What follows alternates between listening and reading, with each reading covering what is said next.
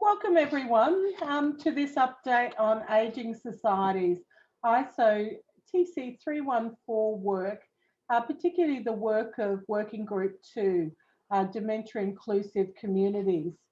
Dr. Linner, congratulations on your work convening this work of TC 314, Ageing Societies body of work. In particular, it's fantastic the work that you've progressed around dementia-inclusive communities, and congratulations on this. Are you able to provide us with an update on the work of this group at present?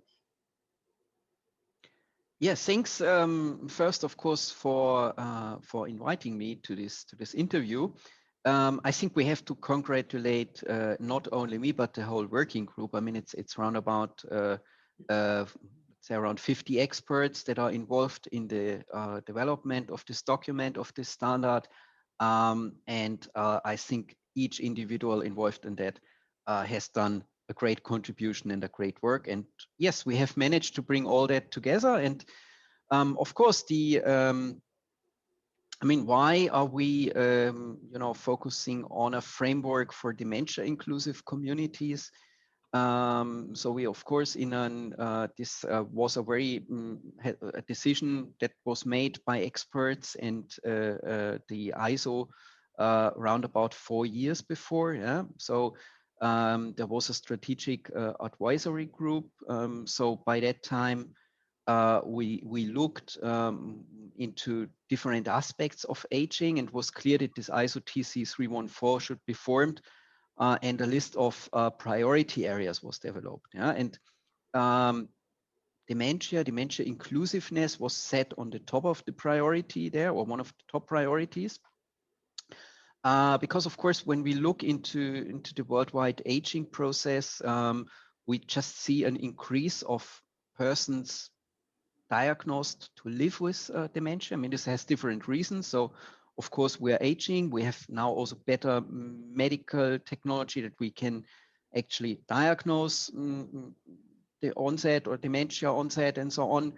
But this dementia, of course, puts some sort of issues and burdens on family members, severe issues on family members, on communities. Yeah, I mean, it's not easy to set up and maintain the resources you need for a community where you have many people living with dementia. Yeah, I think it's also from an ethical perspective quite important. I think we see all around the world that maybe sometimes persons living with dementia are not really treated, let's say, with the respect that they should be treated. Yeah, not because someone doesn't care, but sometimes you don't have the tools, the techniques, the means in place that you can do that in the right way. Yeah, and I think these are all these factored in that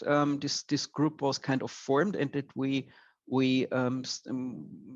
had the chance to start working on a framework for dementia inclusive communities to provide some best practices, some guidance. I mean, how you can set up such a community, what are the things, the guiding principles, what you need to focus on. I mean, also communities are very different dynamic systems, yeah, how you can manage that over time and so on.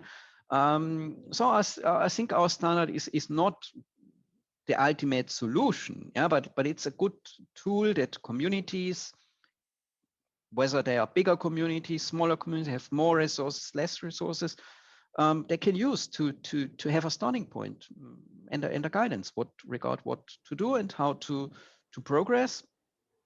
And I think that's a really good thing. That's a thing where we will in the long run make a difference and support communities to put better structures, better processes in place.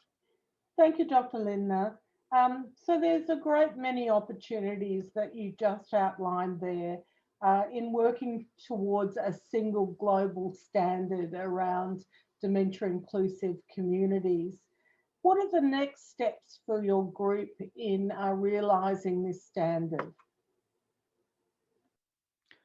Yeah, so the next steps for our group is that at present, we are in the so-called F this stage, final this stage. So this is, so to say, the final round of improvement. I think our group, we have done a very comprehensive document. So we were lucky because we had, of course, in the group, in the different member countries, for example, Australia, UK, US, Germany, and so on. We had different national guidance documents in place. And this was, of course, now to look at this from a global perspective and gather the perspectives and the best practices from everywhere. Yeah. Now we have all that together. We are improving that in several cycles. So we have a very comprehensive framework at the moment, and we're now looking into kind of in the final stage, kind of usability aspects with regard to how you can use this framework. You know, make the use of that document to different types of communities and professionals as easy as possible. Yeah.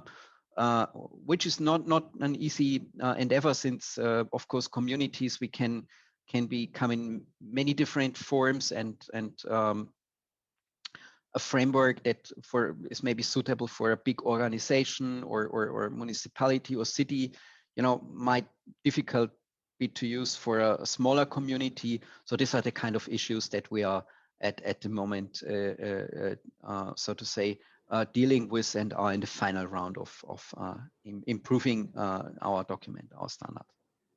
Thank you, Dr. Linner. It's been great talking to you today. As convener of the TC 314 Communications Group, your interest and your leadership in this activity has been enormous. So thank you very much. I've got your details for contact if anyone wants to make further direct contact with you, Dr. Linner. I've got our convener of the TC314 suite of work, Nell Zenik, and you can access her details there. My details, Anne Livingston, as the convener of the TC314 Communications Group, is on the list there as well.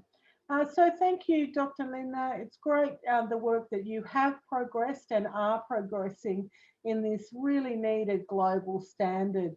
We hope, particularly through these very volatile times that we're experiencing globally, that this work is actually even more important than before.